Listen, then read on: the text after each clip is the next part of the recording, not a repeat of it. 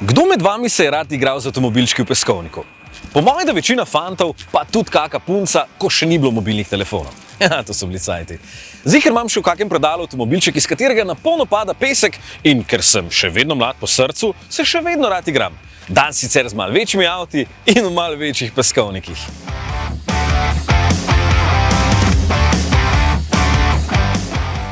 To lokacijo sem izbral namenoma, ker ima moj avto v imenu Rock, kar me spominja na skalo. Pač moja ideja, ampak mislim, da sem kar dobro izbral, ker paše sem ko ata na mamo. A lahko to rečem?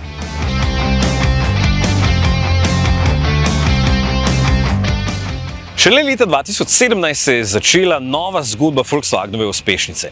Več kot 2 milijona T-Rockov je že bilo izdelanih in celo ob koncu prve generacije, se pravi lani in predlani, je prodaja bila še vedno odlična, ker je bil avto ravno prav velik za evropske voznice in voznike. Bil je v velikosti Golfa, pač sedi se malo više in izgled je malo bolj robusten. In to je točno to, kar danes išče večina, ki hoče zamenjati svoj stari nizek avto. Tudi pri novem je platforma enaka kot pri Golfu 8,5, torej MQB Evo, kar je prineslo marsikaj novega. Je pa novi T-Rock tudi konkretno zrasel. Za 12 cm dolžino, medos je za 3, širina in višina pa se nista bistveno spremenili. Je pa precej bolj aerodinamičen. Kar za 10% bolje reže zrak, količnik je 0,29.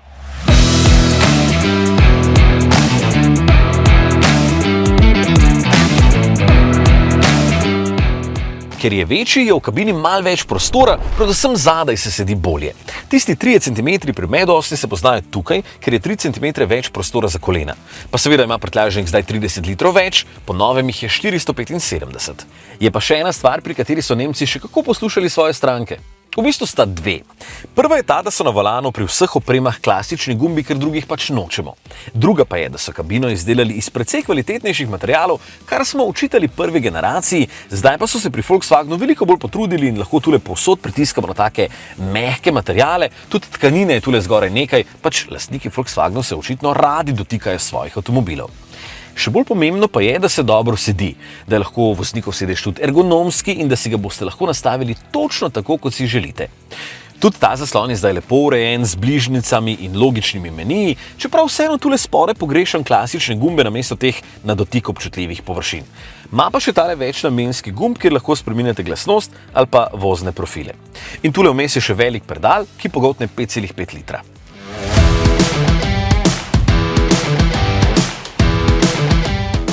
Da bo T-Rock še naprej najbolje prodajan križanec v Evropi, ga morajo poganjati primerni motorji. In tu vem, da si bo marsikdo oddahnil, ker so še vedno precej klasični. Ok, ni več dizelskih, bo pa cel kup bencinskih opcij, za začetek dobro znan 1,5 litrski turbobencinski 4-valjnik, ki je zdaj blago hibridni, ponudi pa 85 ali 110 kW moči, se pravi 115 ali 150 konjev.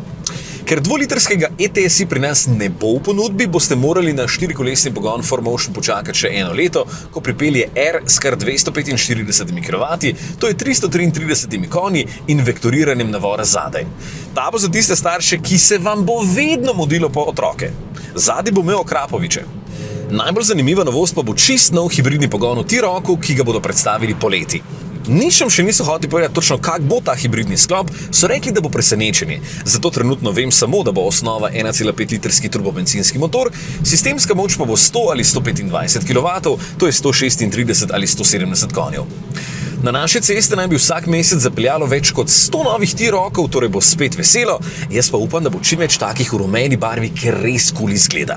Še vedno ni prevelik, malo več prostora ima kot prej, lepo se pelje, dobro izgleda, ena taka fajn kombinacija vsega je.